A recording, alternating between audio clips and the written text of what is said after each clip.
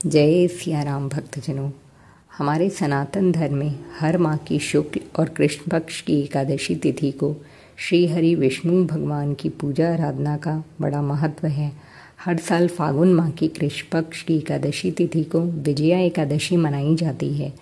पंचांग के अनुसार इस बार 6 मार्च को विजया एकादशी पड़ रही है।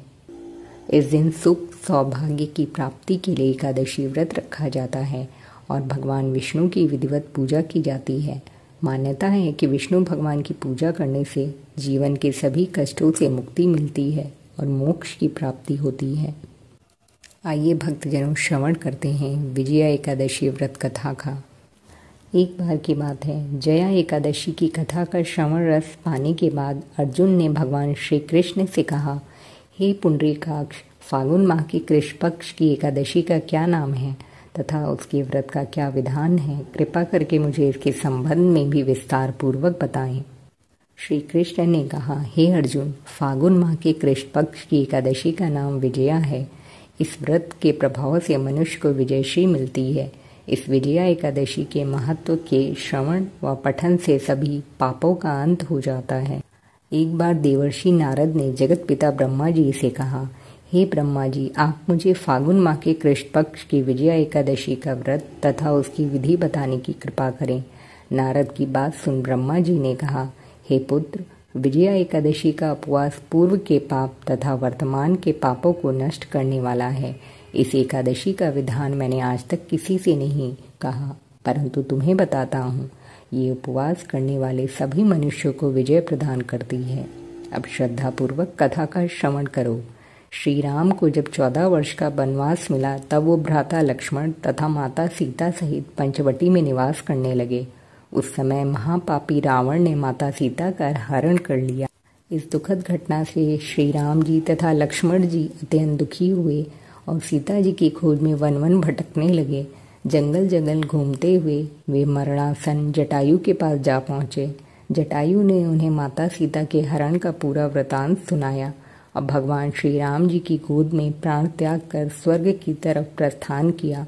कुछ आगे चलकर श्री राम व लक्ष्मण की सुग्रीव जी के साथ मित्रता हो गई और वहां उन्होंने बाली का वध किया। श्री राम भक्त हनुमान जी ने लंका में जाकर माता सीता का पता लगाया और माता से श्री राम जी तथा महाराज सुग्रीव की मित्रता का वर्णन सुनाया। वहां से लौटकर हनुमान जी श्री रामचंद्र जी के पास आए और अशोक वाटिका का सारा वृतांत कह सुनाया। सब हाल जानने के बाद श्री रामचंद्र जी ने सुग्रीव की सहमति से वानरों तथा भालुओं की सेना सहित लंका की तरफ प्रस्थान किया। समुद्र किनारे पहुंचने पर श्री राम जी ने विशाल समुद्र को घड़ियालों से भरा देखकर लक्ष्मण जी से कहा, हे लक्ष्मण, अनेक मगरमच्छों और जीवों से भरे इस विशाल समुद्र को कैसे पार करेंगे?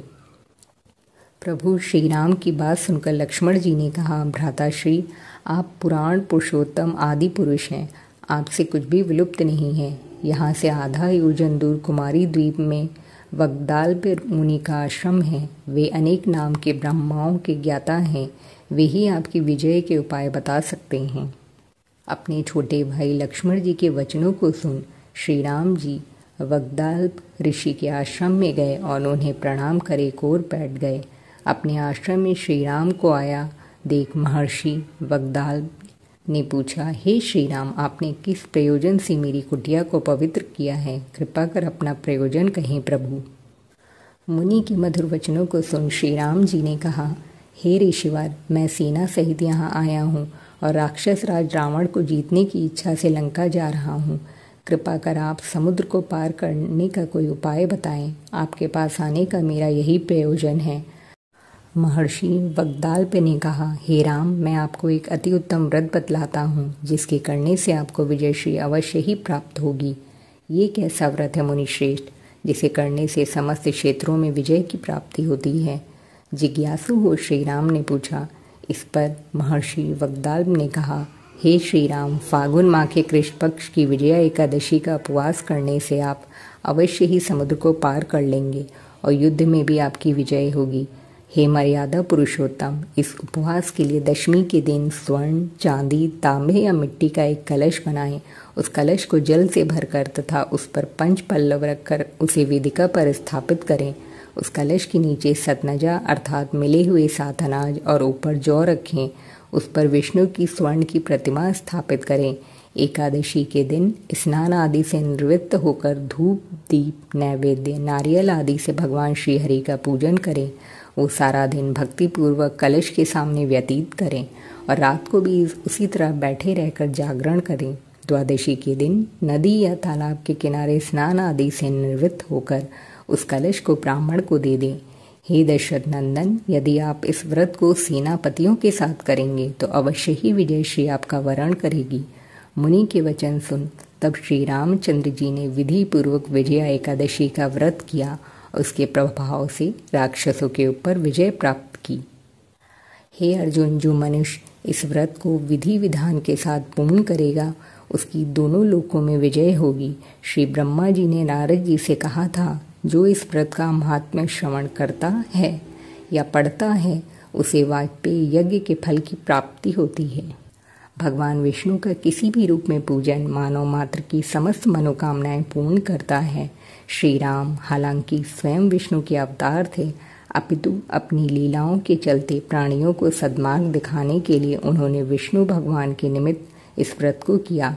विजय की इच्छा रखने वाला इस उपवास को करके अनंत फल का भागी बन सकता है। जय सिया राम।